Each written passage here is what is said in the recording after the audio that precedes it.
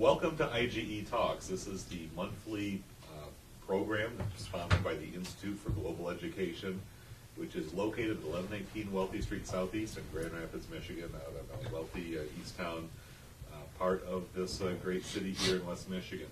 My name is David Blakesley. I'm a member here at IGE and the facilitator and host and moderator of this program. What we do here on IGE Talks each month is to gather around and talk about various topics that are sometimes newsworthy items, things that are happening in the current events of the world. Sometimes they're about issues and broader concerns, which is kind of the tack we're taking tonight. Our topic for this month is disability advocacy. And we've got a variety of people here tonight, just regular citizens. Some of them are professionals who work in this field. Others are people who've just had their own experiences, including myself, with people with disabilities and of various sorts. And to make sure that they've got equal consideration, a place at the table, if you will, when it comes to our social policies, our laws, even just the accommodations that we make for people who are just going through life like all of us are.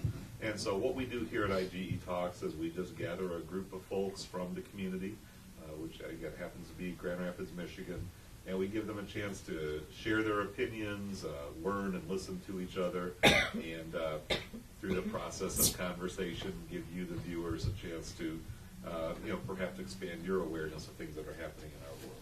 So without a lot of further ado, this broad topic of disability advocacy is our subject tonight. Let's just go around the room and find out who we are. And I'll just start to my right and just ask that you all briefly introduce yourselves, and we'll take it from there. Okay. I'm Barb Cote. I work with Move to Amend Grand Rapids, Occupy Grand Rapids.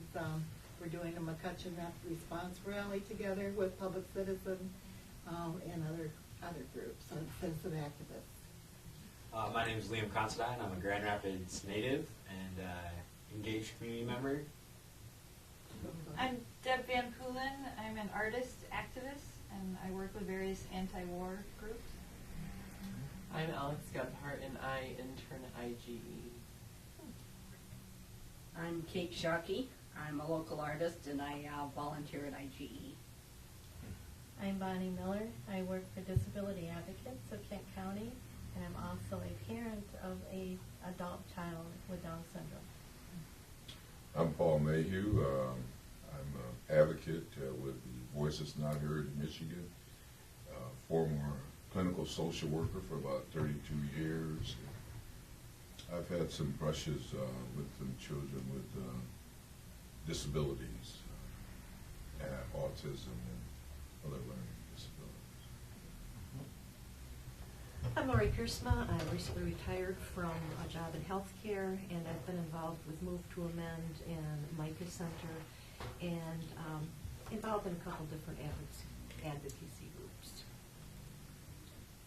I'm Chester Lowe. I'm board member here at IGE, but I'm also here as an epileptic in Michigan here.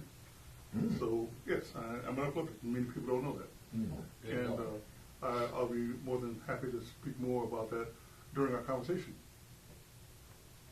I'm Katie Delaire, and I'm a board member here too, and I'm a retired college teacher. I'm Dixie Rosendahl, and I used to be on the board years ago of IGE. Worked with peace groups for a long time. Now I'm retired, but I'm not retired because I drive for a woman who's legally blind who works out of Disability Advocates. And I'm in a wheelchair and have a disability, and I have osteogenesis imperfecta, which is brittle bones. So I've had an accident a year ago, and I'm trying to recoup. My name is Kim McKeon, and I have volunteered at IGE, and I'm also a new board member, and I've also volunteered at Disability Advocates. I too, like Chester, has had epilepsy most of my life. I did have seizures for 29 years, and then had surgery done at U of M, and I have been seizure-free. Excellent. And I am Mary McLeod, and I've been a member for a while here. I am leading there's an Open Doors Center for Self-Directed Teens, a new alternative high school type experience for people in for teens in the Grand Rapids area, and I've been leading a nonviolent communication course there since last October, and then I'm doing a 9-week course in it in nonviolent. It's the nonviolent communication written by Marshall Rosenberg. It's been around for 40 years. So I'm doing that here at IGE once a week now. Mike Franz. I serve on the IGE board, and I guess I tie in nicely with tonight's discussion because I too am a volunteer at Disability Advocates of Kent County, particularly in the housing area, where there's a tremendous shortage of housing for people with disabilities and for any other reason too, for that matter. And occasionally, if we want to get political, I'm with MoveOn.org and various other organizations, Micah Center, and so forth. Okay. My name's George Bradley, Grand Rapids citizen and friend of IGE, and like coming out here and seeing all these lovely people. Yeah, it's been a great turnout tonight, so thank you all for coming out. I kind of like just open the floor. I mean, disability advocacy is kind of a broad topic, but the fact is, in our, our media, in our popular culture, even in our politics, the disabled are kind of an afterthought in many situations. Over the past few decades, I guess you could say, some laws have been passed, the Americans with Disabilities Act and others, to kind of open the awareness that we do need to make accommodations. We do need to serve the interests of people who don't always have the full range of motion or the full range of cognitive abilities or some of the learning disabilities and other needs that arise through no fault of the person themselves. Just in current headlines, I guess the Michigan legislature today, or in the last day or two, has been moving some bills to remove the word retarded from some of the mental health codes and other legislation, just to kind of update the language. So we want to be sensitive to that. So there are things happening around us, and even to the moment here. But just open the floor. Who would like to just kind of, get the conversation started as to why maybe people who personally themselves don't feel like disabilities are a part of their everyday life need to take some consideration here and perhaps change some of our assumptions and practices. Could I give a personal story? It relates to my brother, who's deceased now, bless him. About 60 years ago or so, he was diagnosed with dyslexia and in the Grand Rapids Public Schools. And they had a school psychologist, and he said, well, he's got dyslexia. And he was having trouble reading with many of his courses, and especially with spelling. And they did nothing. Nothing was done. So he goes through education. He finally gets into community college, and he found his bailiwick in math and science. He was really genius level. But he kept flunking English because he couldn't spell. I remember his physics teacher came up to him in high school and said, Nick, I can't accept this report. He says, why not? He says, well, there's 18 misspelled words. He says, is that all? He says, Nick, that's in the first paragraph. So anyway, he flunked English 101 at Grand Rapids Junior College 3 times. Finally passed it with a recommendation for honors English by somebody who didn't grade on spelling. But our society grades on spelling. Those are idiot mistakes. Everybody else knows how to spell that word. Why don't you? So we have rather severe judgments, and I worked my whole professional career in that area with people who leveled this kind of burden on their students who had dyslexia. I'm not very proud of that. I didn't make many changes or waves while I was in there, but my brother eventually went on to Michigan Tech. He had to take his English 102 course in his senior year in college, and he finally got fed up with the whole system. He says, look, when I get into industry, I'll have a secretary, and she can type up my reports and correct the spelling mistakes. Let's be done with the spelling business. Yeah. But it hounded him his whole life, Sure. and he continued to work in the sciences and so forth. And he eventually made all kinds of adaptations to his problem, but he never got a lick of help from the public. And I hope we've come a long ways from that day. I don't know that we have. We haven't at all. I could add, so I'm dyslexic, and I have a son who's dyslexic, and we had him in the Forest Hill schools, and he scored at the top of the tests on math, science, and reading. But spelling was a separate category, and all they would do would put him without any special curriculum or anything in the resource room. Yeah. Oh, it's And horrible. it was horrible. It's just horrible. It's So in our horrible. case, our family eventually, we had no choice. We pulled our kids out of school and homeschooled. My other son is not dyslexic, but other issues. It's amazing how it has not. Well, let's go back to resource room. That seemed to get a reaction. I mean, that sounds innocuous enough. What is a resource room? Resource room is, to me, you know, because I also have a son that had some dyslexic problems. And resource room, to me, is a nothing room. Because what is happening here is there's no diagnosis. That's the worst thing there. If you got a person that has dyslexic tendencies, inverting their 6s and 9s and reading so fast that the words, their mind outdo the words, they don't get a diagnosis. They call them resource. That's not a diagnosis, and they do that naturally because they don't want to pay what it costs to have somebody diagnosed as dyslexic, and then you have to pay the money for the specialist to do the dyslexic training. They put everybody in resource rooms. So in a resource room, you have dyslexics, you have personality disorders, you have schizophrenics, you have everybody in that resource room. Doing the same thing together. It's just lump them all together. I have to disagree. I mean, my mom's been a resource room teacher for 40 years, and I saw how every day she went in trying to plan individually for her students, and that's what took her so At long. Northern, That has to be at hard. Northern Hills or whatever it is?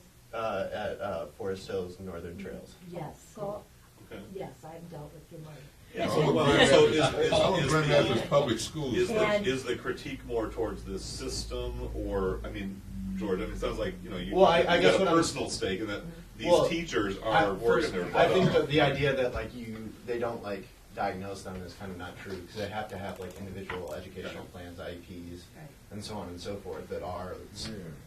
They don't diagnose. So we They pay for have to our have own, we IEP. They pay for our diagnose own them as learning testing. disabled.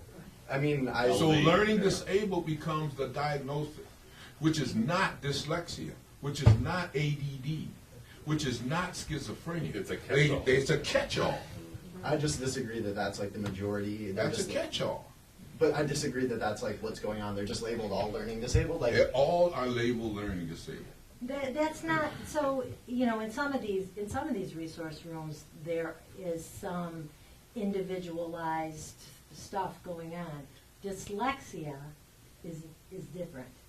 Dyslexia is not one of those things. At Forest Hills, I went all the way up to the assistant superintendent level, the woman who was formerly the principal of the place that's over on, I can't think of her name, but they don't recognize, Forest Hills didn't recognize dyslexia in 2004 when we pulled our kids out.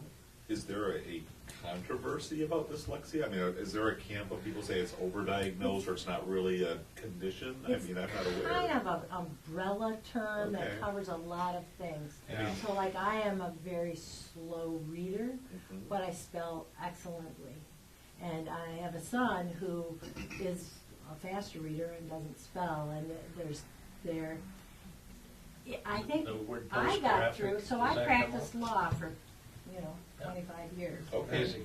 Because it used to be, I think that the reason that it's gotten worse now is that the school does a lot of measuring. how's your spelling? The meat test. The and meat the test and all of whole- that? Right. So they identify deficits and they send them to the resource room, but they don't improve the person's situation. When they get to the resource room, their situation is not addressed in. How can you say that? I mean, that's just like not true. I mean, like I've Well- seen my mom planning out lessons for individual kids I've seen because your of mom them. planning out lessons too. I mean, But that's no, not like the seriously, overall seriously, picture. like if you want to like attack my mom's teaching, like No, I should. No, I should. no. like I think But it's I'm no, just it's saying, no. I would I'm like just saying, no. you haven't been there. What I'm saying is you haven't been there either. Oh, but Oh, she's yeah, but I dyslexic. have. I have. but you I have haven't- two so my mom has children taught that you? I dearly love that went through that system that you're talking about. So And- let's not get personal. I don't No. think that's what you want. Can right? I No, no, interject Well, I here? mean, like you started it, so like let's finish No, it. but I'm Like, talking about criminal I don't justice. think that's a good idea. What's that? Can I interject here? Nonviolent think- communication.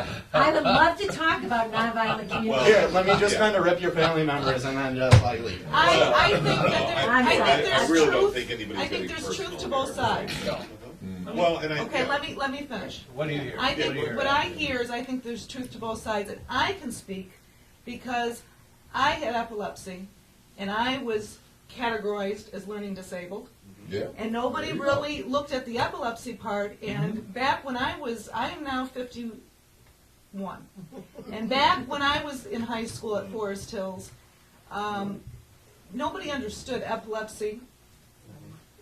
Learning disabled, they were still trying to figure out what that was all about.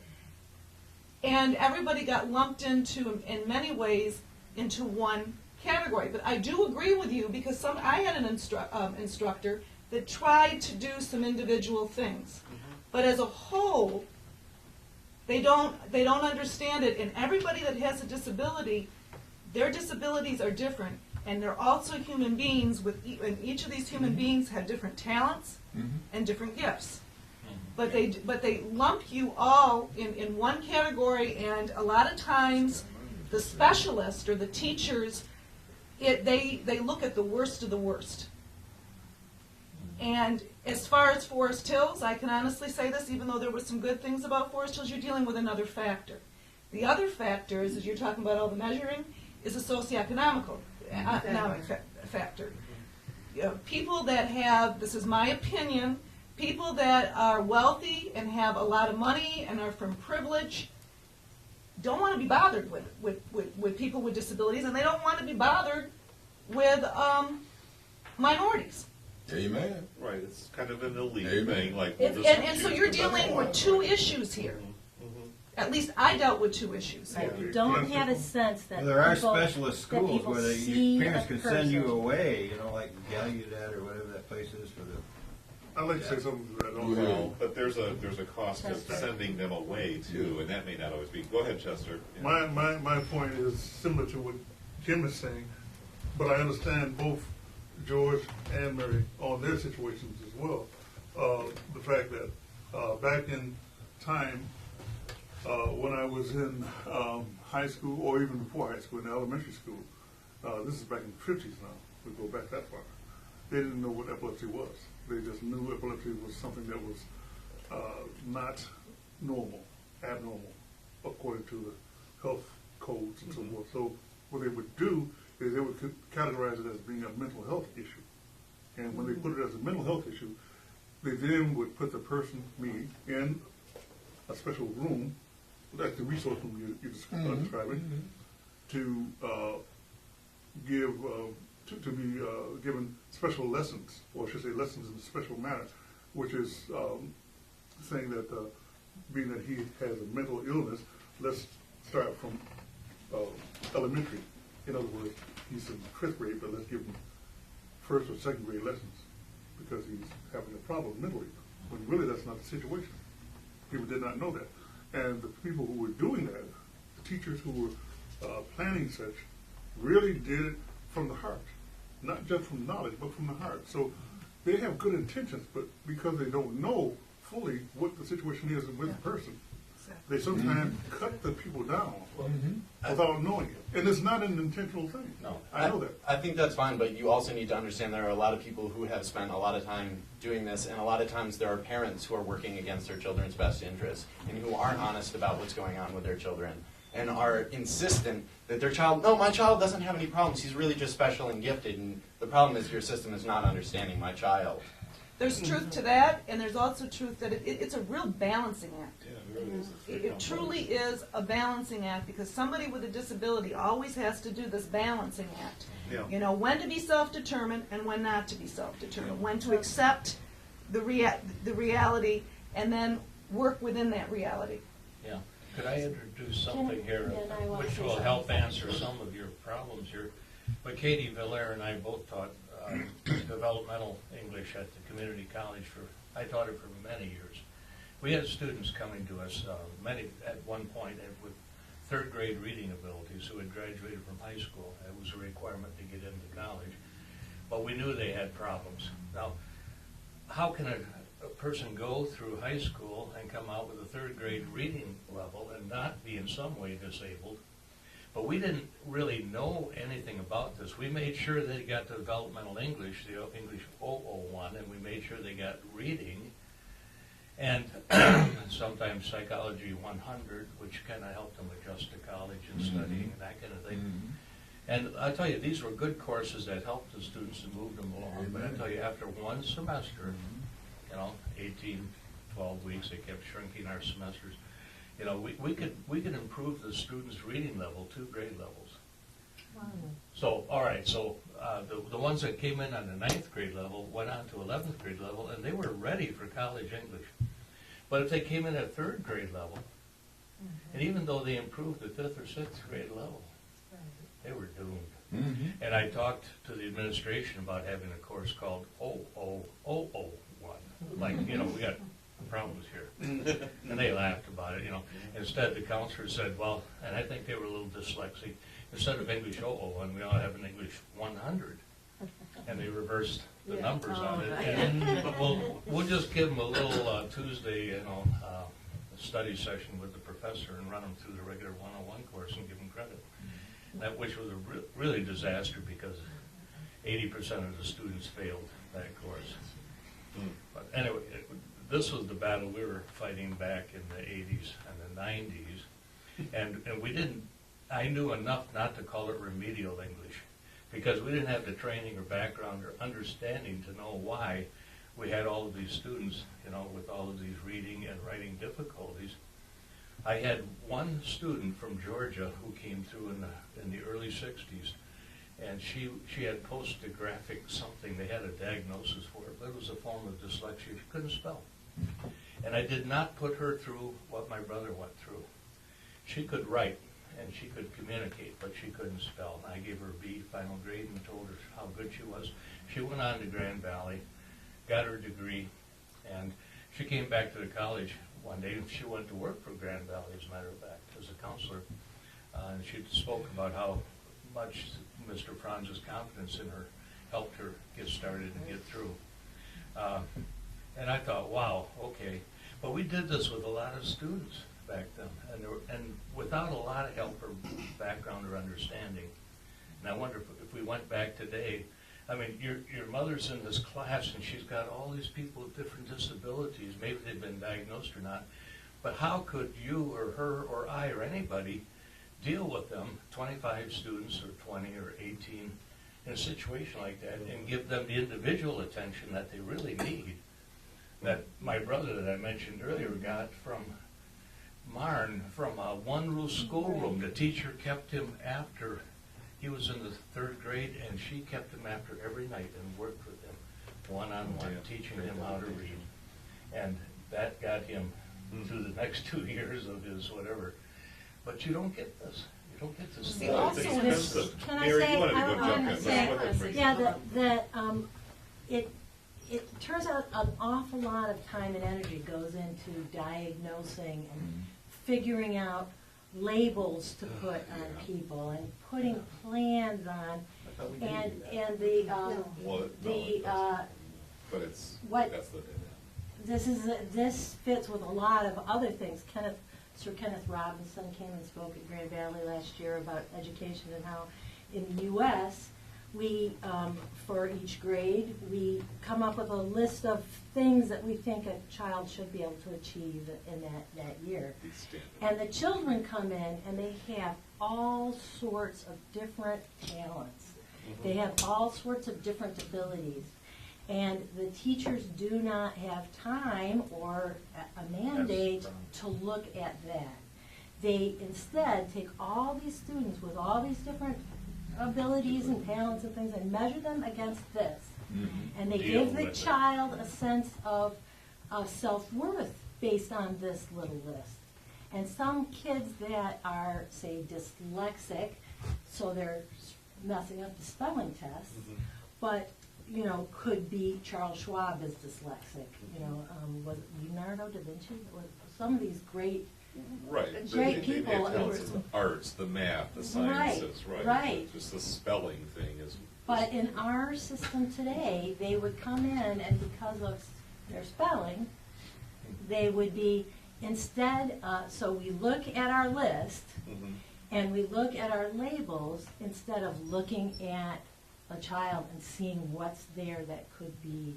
See, those labels, Okay, yeah, go ahead, and then we'll. those labels stay with you for the rest of your life. Amen. Right. Because I am 51 and I'm still working through those labels. And I can remember when I was unemployed a couple of months ago, and I went through a program called Achieve at Goodwill, and I had to take the work keys test. I'm freaking to take the work keys test, you know. And I said, I'm not going to do good at this. I'm going to flunk. You know, I'm already telling myself You've gotten stuff in. all that Way stuff back because then. all that stuff is way back. I'm almost in tears. I did pretty well, but I was very surprised because when I was having seizures and I was pumped up because back in the 80s, the whole idea was to pump you up with medication. Do you know what I mean? To stop the seizures, and I was on several medications, which decreased my learning. Yes, it did. Right. And I got a gold in reading with work keys, and I was like, gold. I didn't think, you know, that surprised me because there's bronze, silver, gold, and platinum, and I got a gold. That's Let's go across the way here. Go Kim. Yeah, good job. It almost sounds like the whole conversation is going into our educational system. Well, yeah, there's definitely a critique of the system. But Yeah, go ahead, speak your mind. and I'm thinking of, you know, you hear all the time about school funding and it's being cut and it's being cut. And so many of the things that we're talking about here, ideally, we would have specialists in all these areas and stuff, but it's just, you know, our funding is just so poor for the Well, I mean, the thought that schools. occurs to me is this sort of how corporate our education system has become, and this whole measurability. I mean, spelling is something you can measure. How many words are spelled correctly, how many incorrectly, and so you can scale that. It's easy to and do, isn't it? It's A easy to computer do, does it for you. and the politicians and the administrators and the people who sort of pitch this message out there to just let's whip the kids into shape and let's punish the teachers who can't teach these kids and turn our communities around. There's a kind of a hell yeah mentality among the electorate that just kind of wants to crack down on these deadbeats. I don't know.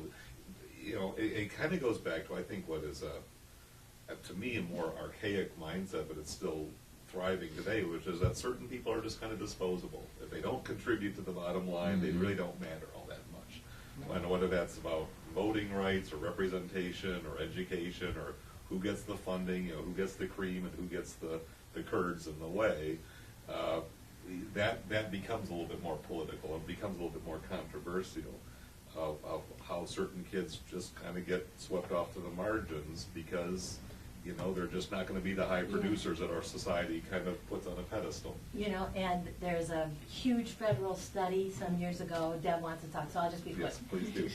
Huge federal study, and they titled the report "A Nation Deceived." So, and it was about how our education system takes the gifted and the talented And systematically, not intentionally, I suppose, but they don't fit well into the classroom. No, It they doesn't- ask questions, They ask stir questions, things up. right, and they don't stay on the same page, and they bring in extra stuff, and they are interested. And our education system systematically cuts them Homogenizes, low. yeah. I think about the movie Pink Floyd The Wall with the students falling into the meat grinder, but Deb, you want to go with? So, yeah, what, Yeah. this idea of students that question leads right into my comment about John Taylor Gatto. He was a New York City public school teacher. He won awards. He taught for 30 years in the New York system. But he ended up quitting teaching because he said, I need to stop harming children. And he wrote a book, The History of Modern Compulsory Education in the United States. Our compulsory public education system was funded initially by Andrew Carnegie, Rockefeller, and J.P. Morgan in order to create a workforce of people who could learn how to show up on time, how to do what they're told, and how not to question. They're not taught critical thinking skills. That was the intention in our school system from the start, to create a factory workforce. Drones, basically, yeah. I think that's interesting, but at the same time, you see a relationship between the less educated people are, the more they're confused and befuddled by political rhetoric, and like the less they have an understanding of like. Do you have any support for that? Yeah, absolutely. There's tons of support that shows that the higher educated you are, the less susceptible you are to erroneous political arguments. Like Education, true education. It's not true. Read Read the absolutely is Republican true. brain. Okay, There are but- brilliant but- people out there and- that believe that there's no such thing as global warming and are impervious to facts. Global But they're warming brilliant doesn't exist. people. But and if you look at the people, hold on a second. Okay, we're No, gonna have this to is try to go one at a just- time, Global please, warming so we can don't exist. listen. Like, if you're trying to, like, Climate change it don't exist. statistically, the more you have college, the more likely you are to believe in global warming. Like, that's basic statistics, and that can be You know what? borne Because out. the Read it, colleges they have a should liberal bias to them. Well, what Thank I'm saying goodness. is that there's some basic thing that's going on that, like, if you don't know how to read and write, like, you're gonna have problems. And, like, you can, I mean, like, at a certain point, you can say that our educational system was built, like, to produce drones, and, like, in a certain point, I think that's true. But at the same time, it's also providing something that encourages people to, like, think for themselves. I took And, like, education. Well, And it's I don't also based giving on what people a communities you live self-image in and that where you is come through the damaging system. for life. Now, everyone, I'd like to ask something. As producer of the show, I'd like to see about us staying on track. We're talking mainly about disabilities. Yeah, that's fair. And the education system does throw people with disabilities off, or under the bus, or Yeah. Well, and the ignoring fact this. is, there's And a I lot think of. we should stick with Right.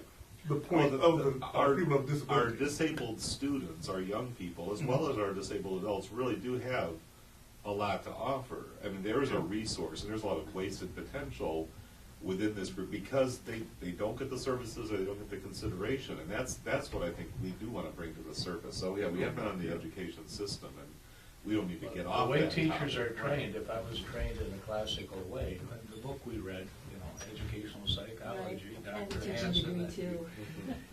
The primary purpose of public education in the United States and historically is, and I'll fill in the blank. Conformity. No, well, no.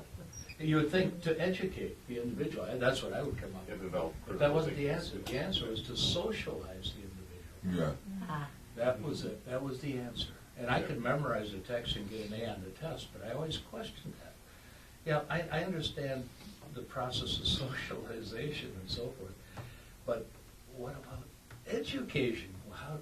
How does that mingle into the So whole?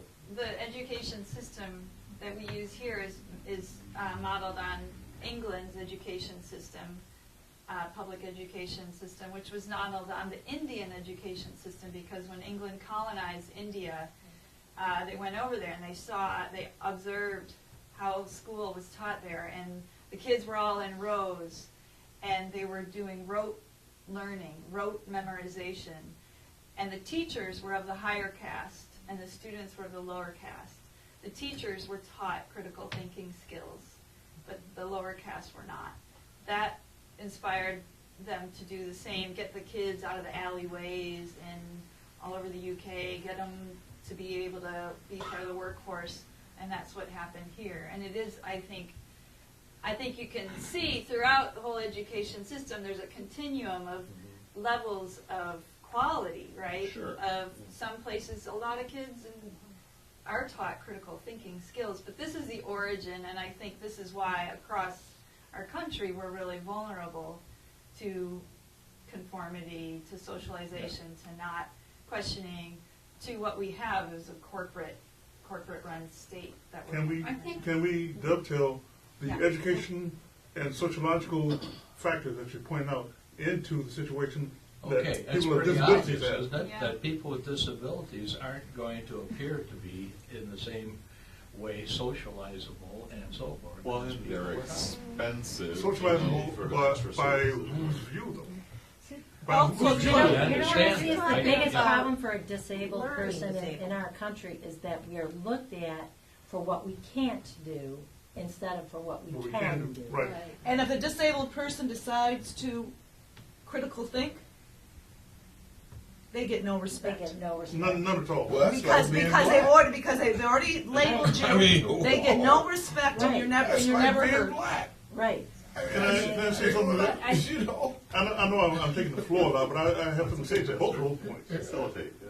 Now, in history, when I graduated from school at Grand Valley, I went back and taught in the year of '77 in the field of social work, the dynamics of racism in social work. People didn't want to hear that. First, number one, there's no racism in this area in West Michigan. No. Right. Okay. Second, we know you. You're the one who has epilepsy. You don't know how to think right. Third, Yeah. you think you can tell us what really we need to think about when it comes to working with people in school systems or in social work setting, when really you aren't out there working in the field? It can't because of your epilepsy and because of your race factor. Right. So, racism becomes a disability, believe it or not. Oh, it Yes, is a it is. disability. It is a disability. But that's not what people think. But that is, like you say, it is.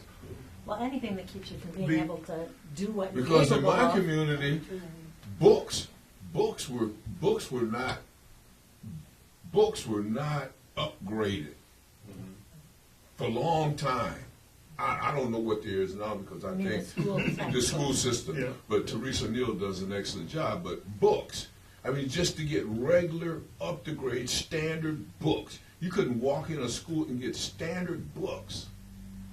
And then when I was a kid, they taught us to hate ourselves Yep. Right. with Little Black Sambo. Right. Right. So that's the disabled people. Black boy and run the around a black circle people. till you turn yellow. That's a Little Right. Black Sambo. Because we're both minorities. Yeah, right. Right. Yeah. Except, even the minority word, the minorities include the gifted, the dyslexic, the autistic, the people with emotional issues from their houses, anyone that's yellow, any hue of skin throws you into that. The minorities, who's left? The term, Well, actually, the the term- minority become a majority. The Well, term but minority. Everybody in there. school is still trying to prize this group. Mary, Right. the term minority actually enables people with money and high power to categorize people Right. and put them in certain areas that they can feel overpowering. And then power your over, I should say. opinions are discounted. I mean, Absolutely. Even like So the when I was giving the females class, are considered to be minorities. Yeah. But we're actually the majority. There are more females than there are males, but being female is a, Well, we spent some time talking about, the problem, but I'd like to hear from some of our advocates. The theme is disability advocacy. What do people with these disabilities, and we're talking about epilepsy, dyslexia, autism, race has definitely been brought up, but we've dealt with that topic in other issues. But let's talk a little bit about the developmental or cognitive disabilities and say, what do we need? What does our society need to take account of? Yeah, please do. Can I talk on a parent's perspective? Yes. On a disability is, when we're talking about the school systems and everything that happens, we all know there's good and there's bad in the school systems.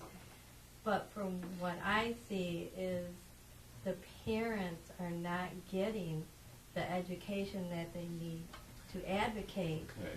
for their child with a disability. Right. There are good teachers out there. My sister is one. She's fantastic working with individuals with disabilities. But it's the teacher system that they're right. They're the ones that are right. And the parent accepts that. Myself as a parent, I accepted every IEP that my daughter went to because they knew best. They're the experts. You know, they're the experts. I was very lucky she didn't get treated bad or anything. Yeah. It was fantastic. But now that she's older, I see that she didn't get what she should have gotten when she was younger. Yeah. Because there's so many agencies, so many places that can assist these families with their children with disabilities to have more education, And I better think- education. Yeah. But it starts higher up. It starts to teach the parents, give the parents the advocacy, give the parents the ability to know what to say. Yeah. Did you ever feel And make somebody listen to them when they talk. Right. have like a liaison My there between the school dyslexic system. brother, Pardon? going back again, my dyslexic brother in the 9th grade was failing all of his subjects except one, band. He liked French horn and he was doing well in French horn. School counselor told my dad, who was a music teacher, who should have known better, we should take that away from him until he gets his grades up. Yeah. Like Try to take increase football motivation, away, or the take idea something, if you- something he excels I mean, at. we're talking 40 years ago? 1956, 7. 60 years ago. Yeah, we're talking longer than that. Well, I'd like to Okay, ask that was Well, the they're- answer. You know, the they're old driving answers people weren't at any their- good.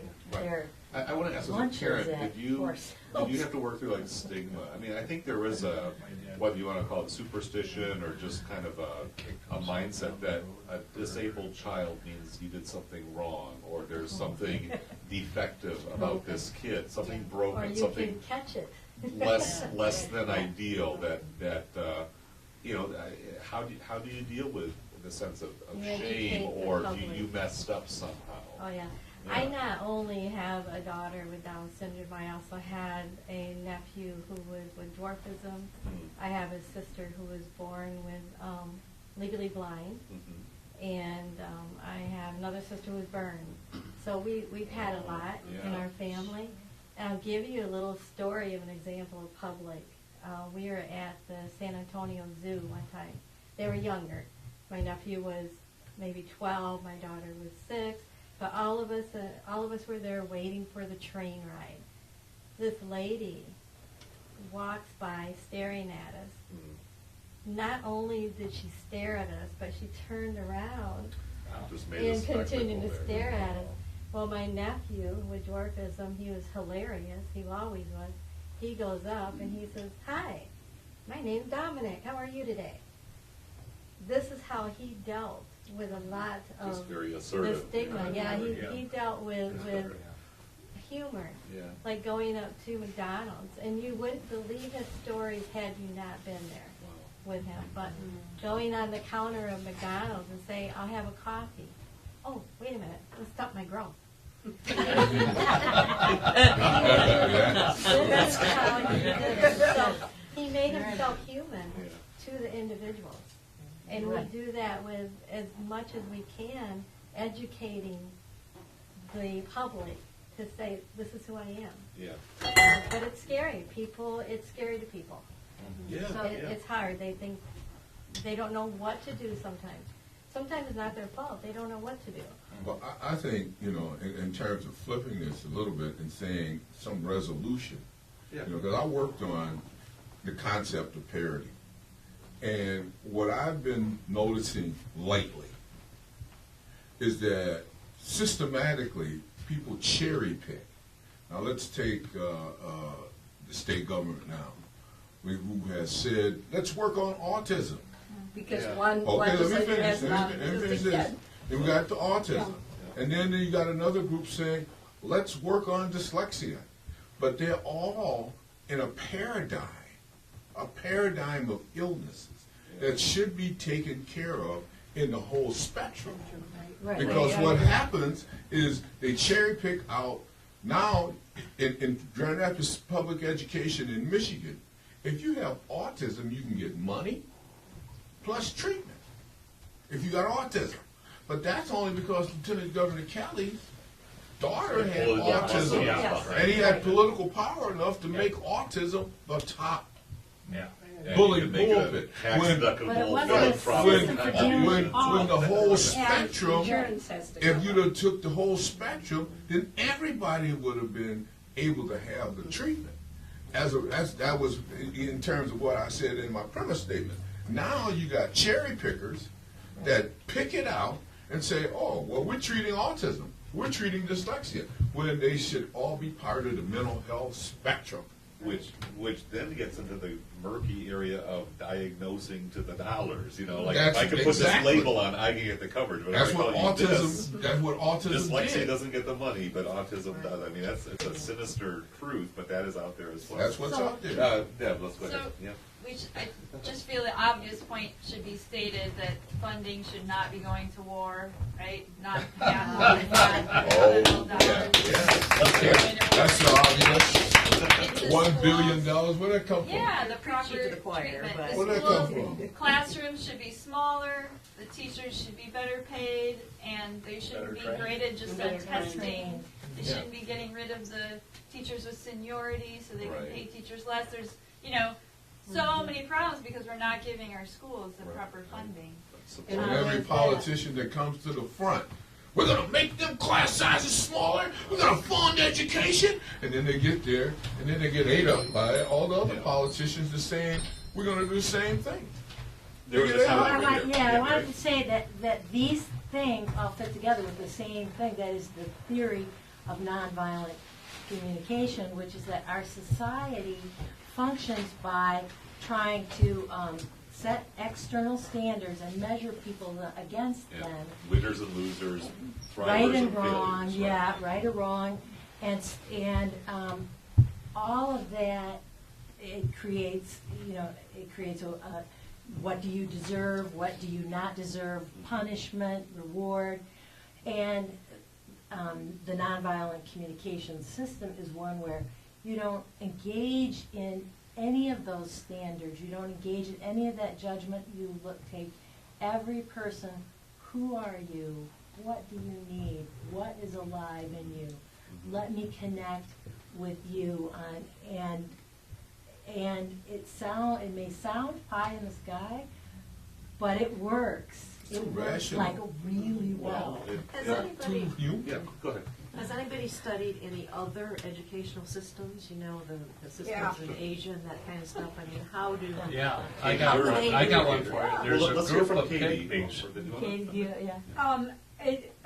There are different ways too, and maybe more communally, Yeah. and people working themselves, and even student organizations, and so on. And we have some laws, I guess, that are supposed to protect students, like you can't talk to parents, about kids after they're 17. And this woman, when I was at Kendall, the counselor didn't want me to talk to a parent who really had information for me for their son with Asperger's. And it was very helpful, because guess what? She had all the information. I didn't have to tell her anything. I just got information. You said they're working themselves, you mean like a dyslexic would teach a dyslexic? Oh, you mean like a kind of, because they know it's like some 12-step program. People know what the problems are. And also parents, when parents get together and work on the best way to advocate for kids, not just in schools, but for programs. And obviously, there aren't enough programs, and people are just competing for this small amount of money. But there are systems that are working better than in the U.S., that's for sure. That Part of that it was my is question, is capitalism. what, I mean, I when mean- you're talking, Yeah. What other countries have been studied to Not a say, country. hey, Well, this is I- You where- go to Africa, there's a group of pygmies there, okay? And they raise their children in a way that is so different from what you might imagine. They have this system called the BOPI, B-H-O-P-I, and the children there from age 4 or 5, whenever they can leave their mother and they're not breastfeeding anywhere, they go to the BOPI and they socialize with children. The adults are not allowed there. And that's their big playground. And they develop non-competitive games, essentially, you know, and the things that are made fun of. They just have fun with them. They don't really compete. And they have this wonderful childhood. They grow up till about 12, 13, 14 on the BOPI. And I tell you, if adults come in there, they're mocked by the kids, you know. And they come out of that with, you know, they get little responsibilities now and then. They get to go start the fire in the morning for the hunters that are going to go out, so some of them get to do that. And they become socialized in this way. There's nothing That's the wrong with socialization. the socializing Power aspect of education. education. And I mean, with all respect, Mike, it sounds kind of tribal and kind of Yeah, it basic, is. and I'm not sure, how does that work? How could that even be conceivable in a society like ours? It's sort of a technocratic. Well, I I think mean, what how are he's- they I think educated? what Do he's- they I come think here what I'm- and get a scholarship to go to college? What I'm hearing is a social learning theory. You know, we're talking about, what you're talking about is social learning theory type stuff. You know, we learn from each other, with each other. And in a group setting. Social They'd have a learning game called theory Tug type of stuff War is what you're that talking the about. adults would Right. play, and the men and women participated equally, and they get on each side of the rope. And But see, you know, Tug our of War, we would political think the system idea is is to different. win the game and pull somebody across. But see, If somebody went across the line and it was a man, he had to get up and act like a woman, and then he would do some woman things. I'd And like to- everybody crack up and fall gotta down, and then take the into next one would act consideration like our a... political system. Yeah, I'd like to Well, add. The spirit of about the other- competition. Okay, Right. Deb? Competition is built into everything Well, that's our culture. that That we is our do. culture, right. That's And our it's culture. capitalistic And the way. capitalistic It's a capitalistic competition way. system is built Well, into you were right. everything we do. It serves authority You're so right. that you can So- say a winner and A a loser. Right. You And a got, winner in and a America, loser. you gotta have a winner and a loser. But And for there every isn't any winner, there's got to be logical many need for that. losers. That's There's right. no logical need for any loser. It's- So I'd like Yeah. to offer an answer to your question of another educational system, which is more towards our society than what he was mentioning in Africa. I've been to a region called Ladakh, which is, it's a Tibetan culture, so it's a traditional culture. So the kids grow up, and traditionally, this is changing a bit now because now there are schools, Indian schools, that all the kids are required to go, and so the farming culture is breaking down largely because of that. But traditionally, and even so largely now, the kids are taught how to grow food, how to, you know, they have it's a subsistence farming culture. They're taught how to milk a cow and how to prepare food. I mean, I've been into these houses where 10-year-olds were making my breakfast, like making fresh chapatis and serving me my tea, and I mean 10-year-olds, 5-year-olds taking part in the duties in the household, and so they learn how to deal with all the food and how to make clothing, how to build houses. So I mean, if that's not education, I don't know what is, and that's really important stuff. I mean, this is a culture which people my age and older are mostly illiterate.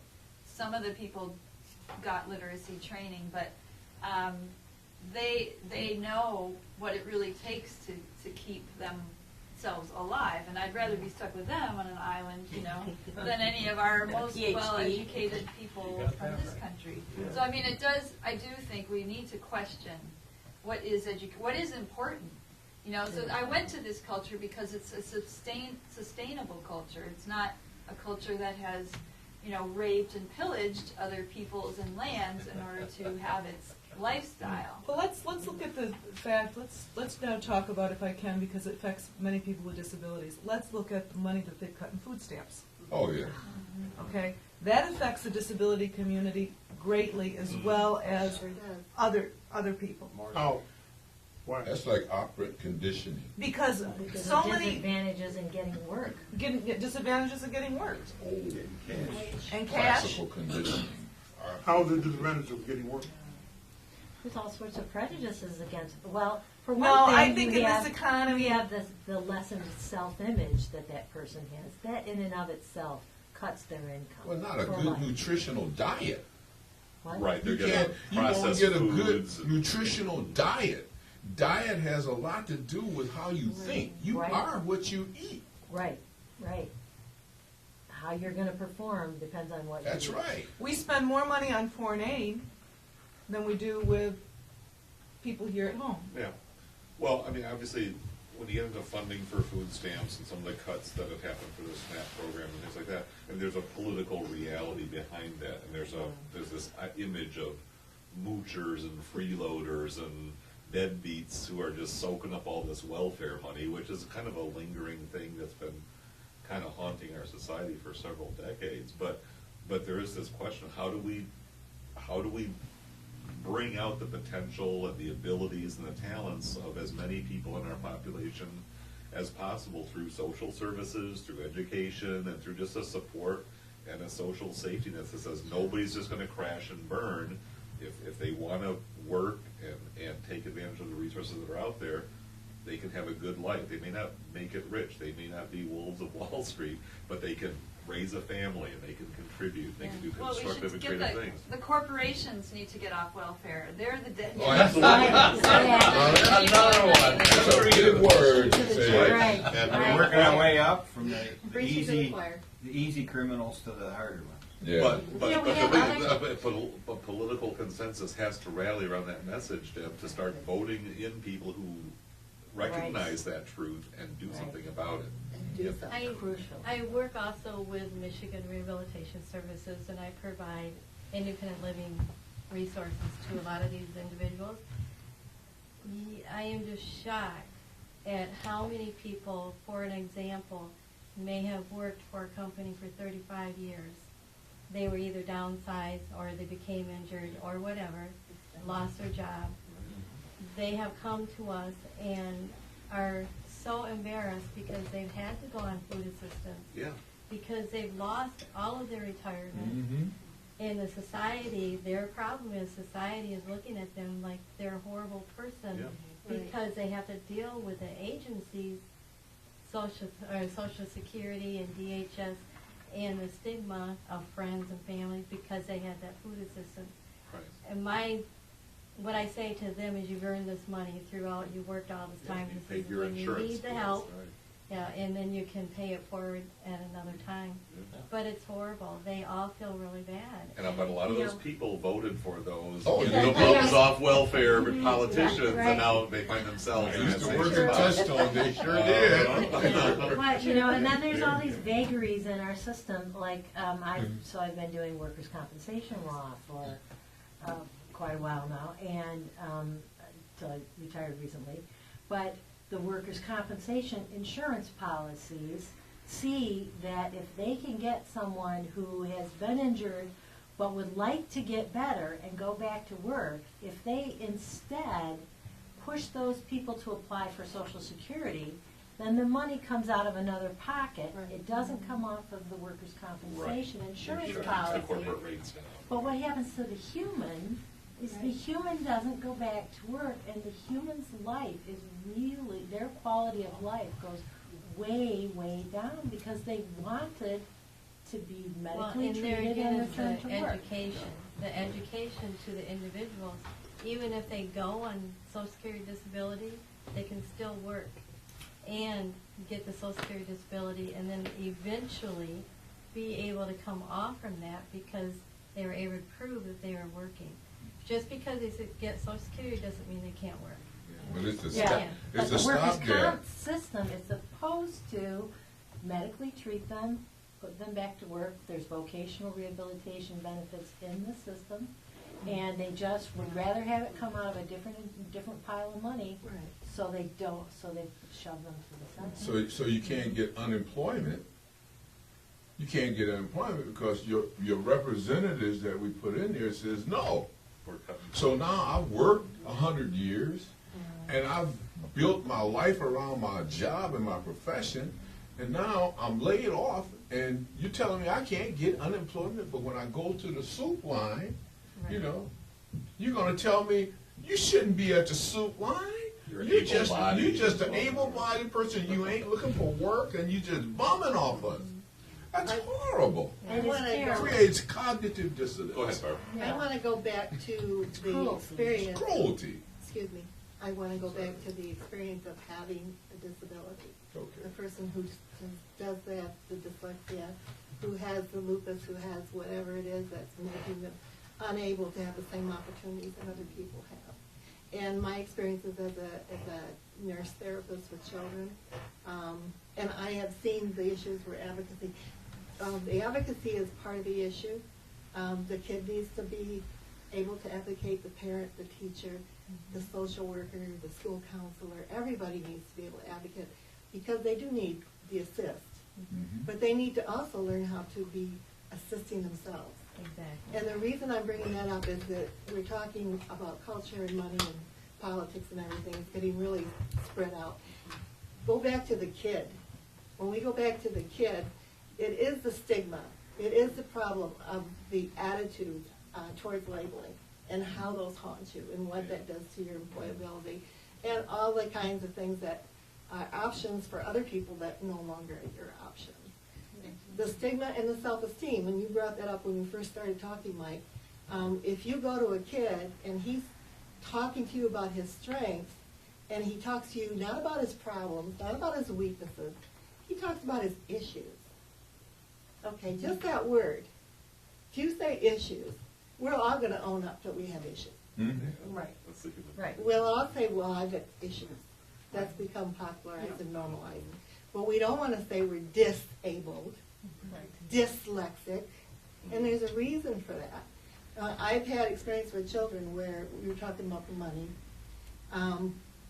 The school did not want to invest in teachers with special education, the extra teacher-student count, and that kind of thing. And so they were not dealing with a child that was emotionally disturbed and who was also conduct disordered to a severe degree that he actually was endangering other kids. They just wanted to put him in a resource room and kind of keep him out of the classroom. And I went to the parent and said, we have a state representative, an education state representative, and they'll tell you what you need to do. And you probably don't even need to talk to them. Once you tell the school that you know about that person, that school, That'll be enough. That'll be enough. That'll be enough. and that is what happened. Right. He was even sent to another school that had a program in place because they were responsible and accountable for that student's outcome. Good. I It's come think full circle. with the mainstreaming is that there's good and bad. Right. Mainstreaming, yes, Okay. into the high school, the school systems. I think the grade school systems and all that mainstreaming I think is very good because socialization, the students get to know the individual with a disability. I think when it becomes junior high and high school, very difficult. They end up being left out. Many children in high school and junior high. My daughter wanted to go to prom one year, so my oldest daughter and I, we fixed her up and we got her dressed up when we took her to prom. Not one person noticed her. They all walked by her. One boy asked her to dance, the light of her night. But it's just, you don't see that connection where the kids are actually working with the ones with the disabilities. You may see it on TV, you don't see it in real life, not all the time. And that's the other advocacy. I mean, everybody around, and schools are doing that. The schools that are mainstreaming kids are actually educating the classroom about what the kids' issues are. And there are incidences where the whole class rallies around this kid. He's really included and belongs. And David, I have a Right. question. depends on the school. Okay, Yep. yeah, but again, let's get our final comments in here as we kind of wrap up this episode. Go ahead. I have a question, and it could even be a final. Why isn't there dialogue groups like there are for like other minorities with disabilities? Well, I guess that's one of the questions about advocacy. What do parents and children and families who are working through these disabilities need? And it sounds like that's what you're suggesting is we've gotta have some forums to talk this stuff out and. Right, you need What do to you have the mean by forums, dialogue when I, forums? just like with families and stuff, but you also need to do that between, the institutions. Yes, yes. I And- agree. and The school the system. school the systems, HIPAA laws and all that the other corporations, stuff. all, you know. Right. It keep you in silos. You got HIPAA laws, mental health laws, public health laws, all these laws that keep you in silos. So the silos are not gonna let you break out the box. Because if I wanna go and talk to somebody else, then, well, the HIPAA law conflicts with the silo law, and the silo law conflicts with the state law, and so therefore we can't talk. But let me say this, and this is my closing There you comment. go. Sure. You know, I was talking to this young lady here about Montessori, Maria Montessori. My children were in regular school, and my son always liked to move around. So he didn't like sitting at the chairs, you know, but then he began to get labeled. So I said, wow. And he had some dyslexia too. But then after I took them out of there and put them in Montessori, where they could walk if he wanted to walk, and they taught a different style, he began to flourish a lot more because he wasn't kept in a box. Education, I mean, so what creates the disadvantage is everybody thinks you're supposed to fit into this little hole. Right. And there's no allowance for differences. Right. Because if you ain't fitting into that hole, so I was talking to this young lady about Montessori, and at one point they were talking about having a Montessori high school. Now they got high school Montessori at Ottawa. Montessori High School. But they're talking about college level Montessori. And, you know, if we had true Montessori all the way up that ladder, I mean, it's going to be some inferences of something else that goes in because we can't help it because we're competitive. We got to have a winner and loser. But Montessori has been, and I've seen it as a decent alternative. And Montessori, the Right. idea is observe the child, Yeah. follow the child, walk behind, take your cues from the child, and open doors for the child as needed. Right. Which is kind of what they're doing at this Open Doors High School too. That's mine. I have an anecdote that's kind of humorous. Very quick, and then Chester, and we'll give Chester the Okay. last word today. Back in the 70s at the community college where I taught, we had these Arabic students come through, most of them from Saudi Arabia. They were bright young men, always men. And one day in class, I thought I'd have some fun with them. We were talking about the Venetian letter system that we had and that number system, and I put it on the board, 1, 2, 3, 4. And I said, but of course, the Arabs had it all backwards, you know, they had the 1 this way, and the 2 this way, and the 3 this way. And one of the students, he said, no, Mr. Franz, you have it wrong. You have it backwards. We had the number system before you did, and you turned the letters around. Yeah. I says, yeah, I guess we did. Yeah, that's right. To this day, I don't know why we did. Yeah. I have no idea, unless we're dyslexic. Yeah, maybe. That's That's what The it West is. is dyslexic compared to the East, or it's all relative. Okay. Well, before I, One of the things we used to do was a Piaget box, and this little girl, she had to find something that matched like this. She belongs out of ruler. And it's like, okay, what is that? She gets this little yellow circle in the pen. It's listening and helping the kids find it from their center, and us listening to what they're seeing. And that's a whole different twist than us staying on the ivory tower. or forcing the issue, yeah. Right. Yeah. Okay, what I wanted to say is something that would be applicable to children, young adults, and adults. Starting with the situation that I'm experienced in and have worked with people about having not only to do with epilepsy, autism, and Asperger's. The situation is, no matter what the disability is that the person has or that we have had or do have, one of the bottom line that throws people off is what we call fear. because it's the unknown.